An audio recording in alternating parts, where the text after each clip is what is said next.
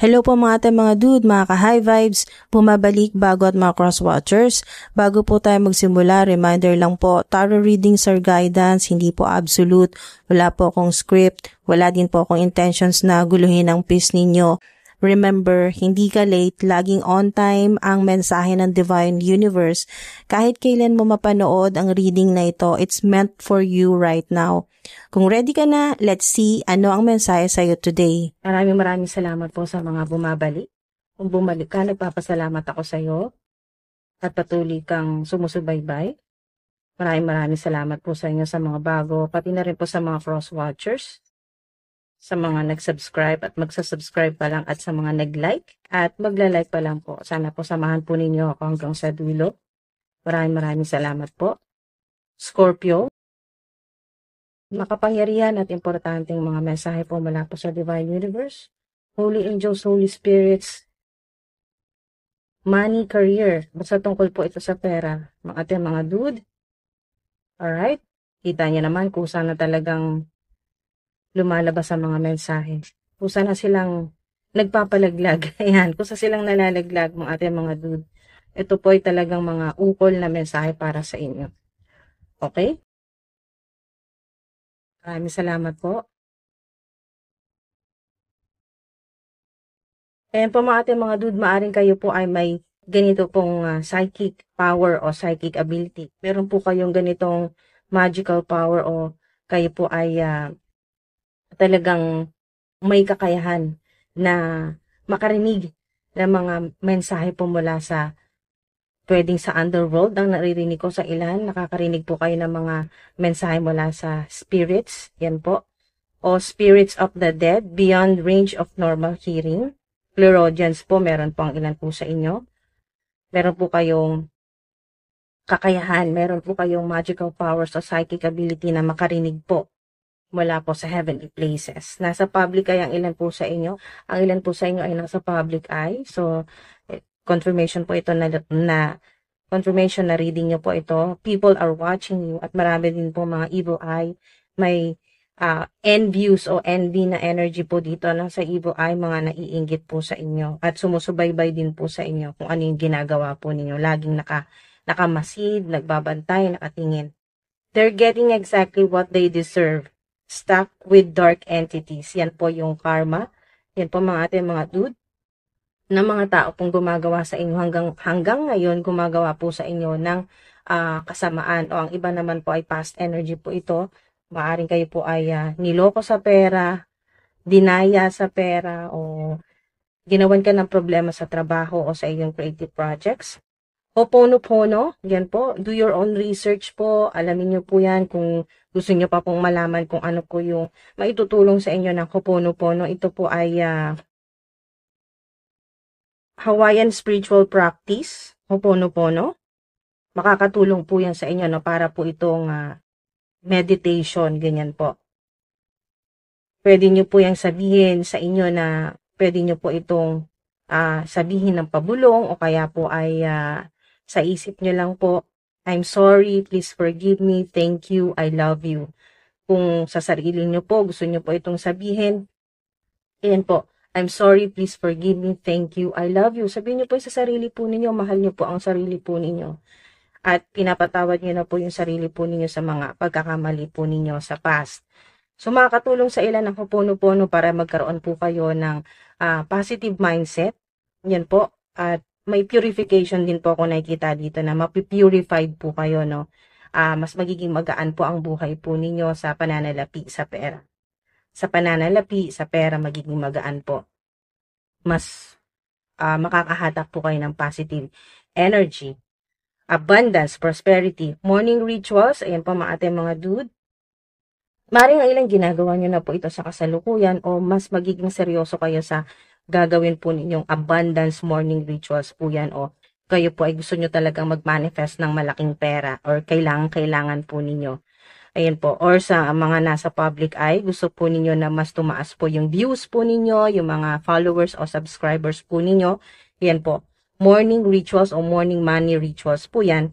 Meron din po ditong activate Wealth Corner. Ayan po, i-research, hanapin nyo po yan mga ating mga dude online. Makikita nyo po, malalaman nyo po yan kung saan yung Wealth Corner po ng inyo pong space, bahay, yung inyo pong kwarto. Ayan po, pwede po kayo maglagay ng mga purple, ganyan po, na mga accessories, furniture, o kaya po yung mga indoor plants, mga living greenhouse plant o small flowing water fountain o kaya po water features, yung mga water features na pwede nyo pong isapit sa wall po ninyo, no? Pictures, ganyan po. Increase upgrade, yan po, sabi lang kanina dito, may fans, supporters, subscribers, followers po kayo. Yan po confirmation na lalo na sa mga nasa public eye, mas magiging marami po yung inyo pong tataas talaga, may increase talaga dito. Mas magiging marami po yung fans, supporters, subscribers, followers, yung views po ninyo tataas po yan mga ating mga dude. Napakaganda po, no? Maganda po yung mensahe po sa inyo, positibo. At yun nga po, ang naririnig ko dito ay yung mga gumawa po sa inyo dito, stuck with dark entities, yung mga pinadala po sa inyo ng mga evil entities, negative energy, evil eye, o kaya po ay money block spell para po kayo ay mawalan ng hanap buhay, o mawalan ng pera. Ayan po, lahat ng kamalasan o misfortune po na ginawa nitong enemy or enemies, haters po ninyo, sila po ngayon yung ganito, no? Stuck with dark entities. So, sila naman po yung hinahabol ng mga dark entities na pinadala po sa inyo. Parang yung energy dito ay what goes around comes around. So, babalik din po sa gumawa. They're getting exactly what they deserve. So, yun po mga ating mga dude. Sila naman po yung stuck yung energy. So, nakikita ko dito ay maaring na-stuck na sa yun po yung ganong sitwasyon na walang pera sila ngayon, yung or nanalangin sila na mawalan ka ng trabaho, magkasakit ka, mawalan ka ng pera, o kaya po mawala po yung mga taong tumutulong sa inyo sa pera, ay sila naman po yung stuck. Okay? Yung walang magawa. Na kumbaga mga ating mga dude ay na-stuck na sa mahirap na sitwasyon sa pera o sa trabaho po. Sila naman ngayon yung hindi mapakali, hindi makatulog, stress. Wow, meron po kayo ditong clover. Meron po kayo ditong clover leaf. Wow, mga ating mga dude. Significant ang 18 o 18, 111888. Napakaswerte pong number. New beginning, 111 or 1111. O yan po ay abundance portal. Ibig sabihin, bukas na po yung abundance portal, 111, 1111. Kaya mag-wish ka na. Kahit habang pinapanood mo to, mag-wish ka na mag-isip ka ng mga magaganda at positibong mangyayari sa iyong trabaho o sa career. Truth be told. So, lalabas talaga yung mga totoo. 14. Significant ang 14 o angel number 5 po yan. Gagawin natin single digit. So, 1 plus 4 ay 5. So, 555. May malaking pagbabago. At nakita ko rin dito na kayo po ay pinamanahan ng inyo pong ancient ancestor po na kayo po ay binigyan talaga ng ancient wisdom. Talagang talino. Hindi lang talino sa nakukuha po sa libro, no? Mga ate, mga dude. Truth be told, ibig sabihin ay lahat na po na mga gusto po ninyong malaman, lahat ng mga lihim o kaya po ay mga impormasyon na kailangan mo para mag-increase o upgrade ka sa iyong ginagawa, lalo na sa mga nasa public eye o social media influencer. Kung malalaman nyo po yan mga ating mga dude, kung anong mas magandang gawin o method o estratehiya para mas maging successful o mas gumaan po yung inyo pong buhay, no? Lalo na sa pera, sa pananalapi po ninyo. Tatanggap mo na rin kung ano ba talaga yung hindi para sa'yo. Okay, kung ano man po yung pinagkakitaan o trabaho po ninyo. At humihingi ka ng confirmation mula sa Divine Highest White Light, ay ito yon, not for you, hindi para sa'yo. Okay, so meron ng success, naka-hidden, kumbaga nakatago kasi naka-reverse, meron na.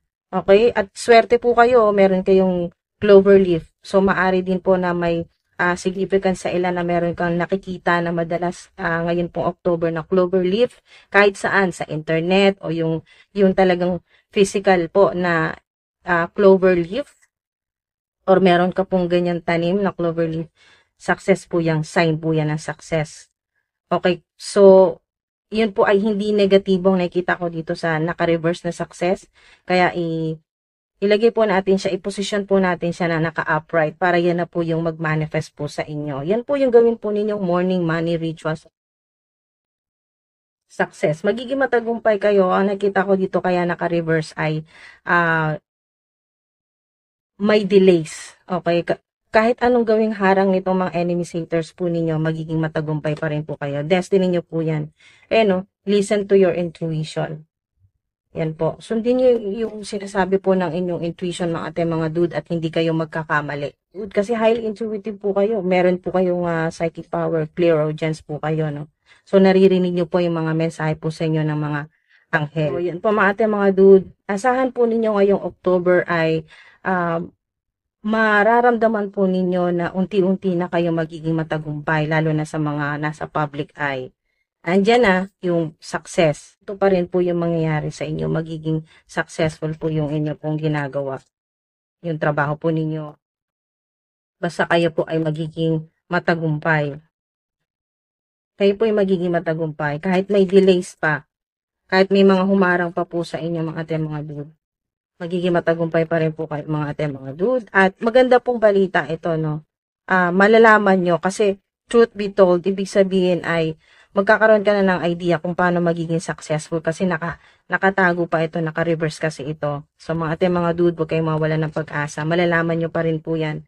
Wow, abundance po ito, no? Pomegranate. Thank you po mga dude for spending time here. Always remember po mga fam, mga ateng, mga dude, mga ka-high vibes. Abundance comes in many forms, hindi lang pera lagi. Kaya kung hindi pa dumarating ang hinihintay mo, baka blessings in other forms muna ang binibigay sa'yo. Don't forget, kung gusto mong suportahan ang channel, subscribe ka na rin, like, share, and check out nyo na rin po mga Shopee affiliate links for tips and donations naman po. Click nyo po super thanks icon sa tabi po ng like, share sa ibaba ng video. Kung gusto nyo po ako ilibre ng coffee, click nyo na rin po coffee link ko po for tips and donations din po sa description and pinned comments. Maraming salamat po. Ingat po kayo palagi. Hanggang sa susunod po.